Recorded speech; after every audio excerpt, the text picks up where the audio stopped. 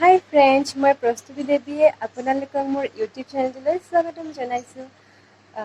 ইউটিউবৰ এইটো মোৰ ফাৰ্ষ্ট ব্লগ হয়। আজি মই মোৰ প্ৰথমটো ব্লগ ষ্টাৰ্ট কৰিবলৈ গৈ আছোঁ।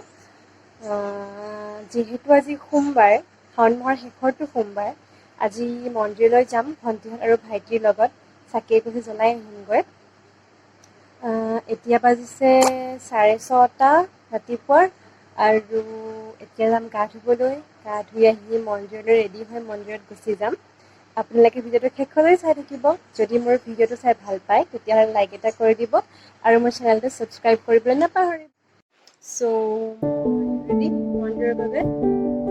ভাইটি আৰু ভণ্টিয়ে মোৰ বাবে ৰখি আছে মন্দিৰলৈ যাবৰ কাৰণে। তাকেই ব'লা আপোনালোকক মই মন্দিৰতে লগ পাম। এয়া আমি সকলোৱে মিলি কেইটামান ফুল ছিঙিলোঁ। সেইফালে আমাৰ এইটো নামঘৰ হয়, আমাৰ সন্মুখতেই হয় আৰু ৰাস্তাটোত বহুত বোকা হৈছে কাৰণ যোৱাকালি বহুত বৰষুণ পৰিছিলে। আমি আহি এতিয়া মেইন ৰোডত উঠিছোঁ। সেইফালে দেখিছে মন্দিৰত যাবৰ কাৰণে আৰু মানুহ ৰখি আছে। এয়া আমি মন্দিৰলৈ গৈ আছোঁ। মোৰ লগত আছে দুজনী ভণ্টি আৰু ঠিক লাগে সেইটো মোৰ ভাইটি হয়। ভণ্টি দুজনী আৰু ভাইটিটো মোৰ বৰতাৰে ল'ৰা হয় আৰু লগত ডাঙৰকৈ দেখাটো সেইটো মোৰ নিজৰ ভাইটি হয়। এয়া দেখিছে আমি আহি মন্দিৰ পালোঁ আহি। সেইফালে ৰাস্তাটো আছে আৰু আগে আগে মই সেইজনী।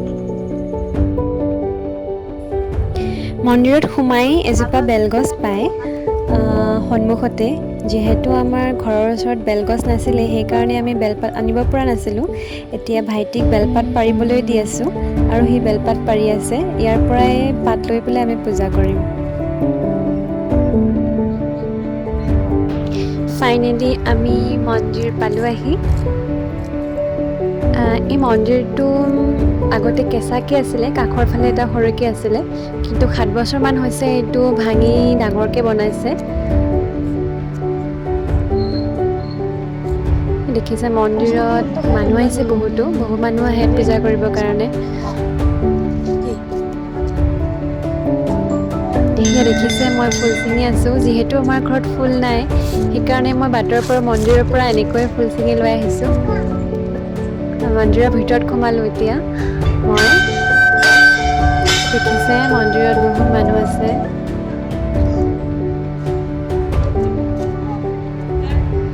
যিহেতু মানুহ বহুত আছে আমাৰ পূজা কৰোঁতে অলপ দেৰি হ'ব। তেওঁলোকে পূজা কৰি উঠাৰ পাছতহে আমি কৰিব পাৰিম, সেইকাৰণে আমি এতিয়া অলপ ৰৈ দিব লাগিব। মন্দিৰটো চাৰিওফালে দেখাই আছোঁ মই। এতিয়া মই পূজা কৰিবৰ কাৰণে সকলোবোৰ বস্তু যোগাৰ কৰিছোঁ। মই 3 গছি চাকি লৈছোঁ, লগতে 5 খিলা পাণ আৰু 5টা তামোল দি মই পূজা অৰ্চনা কৰিম আৰু পূজাৰ বাবে লাগতিয়াল সকলোবোৰ বস্তু ফুল ধূপ আদিৰ পৰা সকলোবোৰ বস্তু মই যোগাৰ কৰি আছোঁ। সেইফালে দেখিছে কাষতে বহুত লোকে পূজা কৰি আছে। পূজাৰ চাকিবোৰ দেখি আপোনালোকে হয়তো গম পাইছে কিমানটামান লোক আহে ইয়াত চাকি জ্বলাবলৈ, পূজা কৰিবলৈ।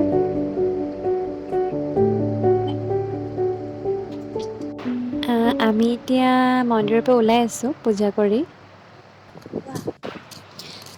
মেইন ৰোডৰ পৰা এতিয়া আমি আমাৰ ঘৰলৈ যোৱা বাটটোৱেদি সোমাই আছোঁ। সেই আগত দেখিছে এজোপা ডাঙৰ আহঁত গছ। এইজোপা আমাৰ পূজা কৰা হয়। আমাৰ গাঁৱত পঞ্চগোসাঁই ওলোৱা পৰম্পৰা আছে। যেতিয়া আমাৰ গাঁৱৰ গোসাঁইজন উলিয়াই তেতিয়া ইয়াতে অলপ সময় ৰাখি পূজা কৰা হয়। সকলোৱে নাম কীৰ্তন ধৰে এইখিনি ঠাইত, এই গছজোপাত। এই গছজোপা সকলোৱে মানে, সকলোৱে পূজা কৰে।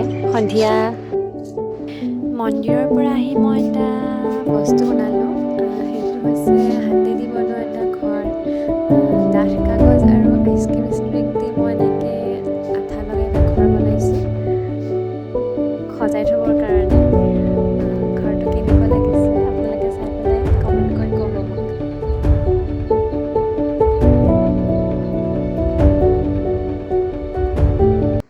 দুপৰীয়া ভাত পানী খাই এতিয়া অলপ জিৰাইছোঁ। ইয়াৰ পাছত মই মধুৰি পাৰিম, মধুৰি খাম। আজি আমাৰ গছতে বহুত মধুৰি। এইডাল হৈছে আমাৰ ঘৰত থকা আটাইতকৈ ডাঙৰ মধুৰি গছডাল। এতিয়া মধুৰি লগা কম হৈছে কাৰণ আমি পাৰি পাৰি খালোঁ বহুত। এয়া চাওক মই মধুৰি পাৰি আছোঁ। হাই, এতিয়া বাজিছে 4টা আৰু মই মোৰ ভিডিঅ'টো ইমানতেই শেষ কৰিম কাৰণ আজিৰ দিনটো মই কিবা নহয় কিবা অকণমান ব্যস্ত হৈ আছিলোঁ। সেইকাৰণে মই বেছি সময় ভিডিঅ' কৰিব নোৱাৰিলোঁ। যদি আপোনালোকে মোৰ ভিডিঅ'টো চাই ভাল পাইছে তেতিয়াহ'লে এটা লাইক কৰি দিব আৰু মোৰ চেনেলটো ছাবস্ক্ৰাইব কৰি দিব। Thank U.